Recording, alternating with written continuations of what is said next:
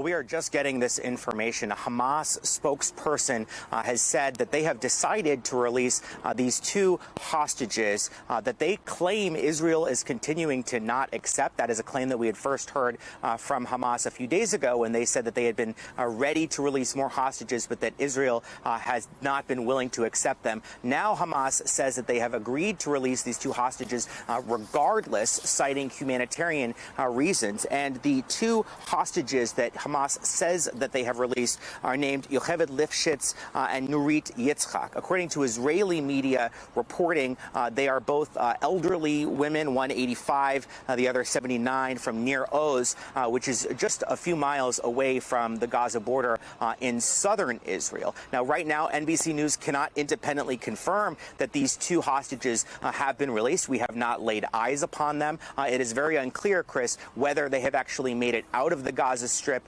if they have indeed been released, whether they are going to be going through the same process that was followed during the first release of those two Americans, in which Red Cross officials essentially escorted them from Hamas control to the Gaza border, where they were then picked up by Israeli officials. But just in the last few minutes, we have also gotten confirmation from a family representative for Ms. Lifshitz, saying that they have now confirmed that she has been released. And so this is obviously a major piece of positive news. It's the second, if confirmed, release of hostages by Hamas since the beginning of this war, but it would still leave approximately 200 people believed to be held held hostage in the Gaza Strip, and it is unclear at this moment why Hamas would have decided to release these two hostages, Chris. Yeah, it's very important for a lot of people to understand that we don't have any idea, right, Josh, about where they're being held. Are they being held together?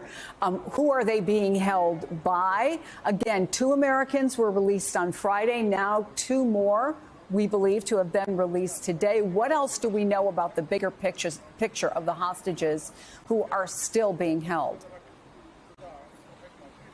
Well, we know that about 10 of them that are still in Hamas control are believed to be American citizens, Chris. That was an update we got just within the last few hours from the U.S. government. That's obviously two fewer than had been held a few days ago before those two Americans from the Illinois area had been released. But beyond that, you are right to point out that the assumption is, and Israeli officials have actually said that they believe that these hostages are not all in one location where it would be plausible, for example, to have some type of mission go in and get them all out. The assumption is they are spread out through the Gaza Strip strategically, that some of them may not actually be specifically under the control of Hamas, but instead by other militant groups. But one thing we do know, according to Israel, is that they do believe that the majority of them are still alive. And that is what is fueling these ongoing intensive diplomatic efforts by the Israelis, by the Americans, including through mediators both in Qatar and Egypt, to try to secure additional